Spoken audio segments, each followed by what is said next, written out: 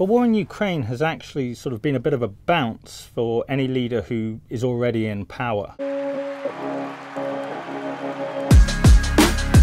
Hungary's leader, Viktor Orbán, won a landslide victory. He triumphed ahead of a pro-EU candidate who was actually leading all the opposition parties in a coalition against him. Nevertheless, Mr. Orbán crushed the opposition, and that is a victory which is being credited in part to his policy on Ukraine.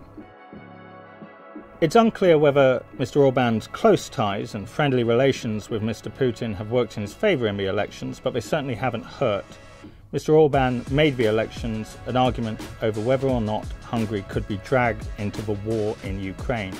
He banned supplies of weapons coming from elsewhere in Europe through Hungary to Ukraine.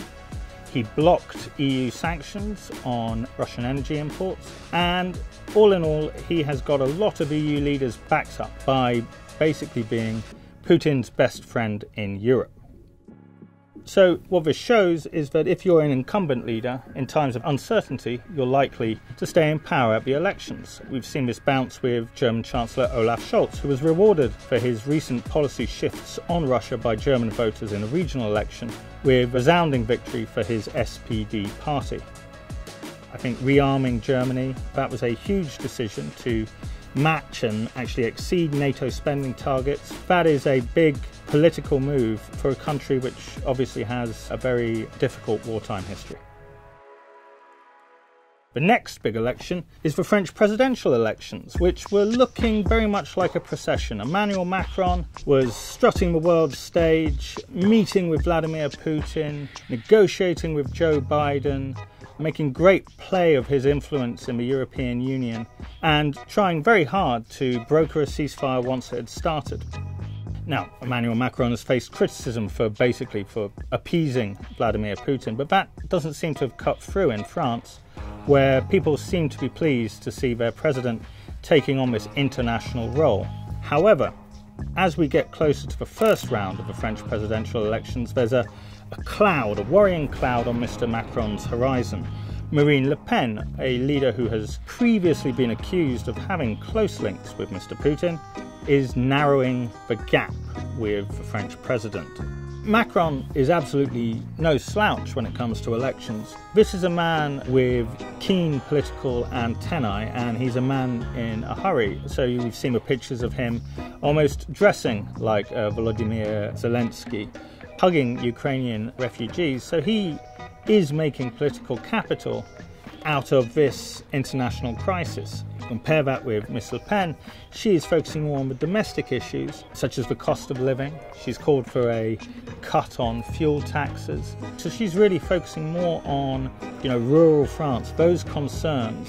And that's an area where Mr. Macron, he's now an establishment figure. He's never been able to really sort of shake off the suspicion that he is a president for the rich. I think that Ms. Le Pen is looking to harness that resentment and distrust of Mr. Macron, who is seen as quite elitist. But it's not just on continental Europe where the war in Ukraine could have an influence on elections. Boris Johnson, if you remember, was under significant pressure over the Partygate scandal. That pressure seems to have dissipated, in part due to his leading role in the response to the crisis. Ваш президент обвиняется в совершении военных преступлений, но я не верю, что он действует от вашего имени. We have local elections coming up on May the 5th. It's doubtful, I'd suggest, that Ukraine will play a major role in those elections. However, it is likely that Mr. Johnson will gain some support. What is clear is that the war in Ukraine has had a galvanizing effect on the EU. It's brought around a real sort of political sea change, and it's actually, with the exception of Hungary, been a real unifying factor. People in the EU always say what you need is a big crisis, and you never waste a good crisis. Crises such as the migration crisis, the Eurozone crisis, have always been a kind of a precursor to a great leap forward in EU political integration.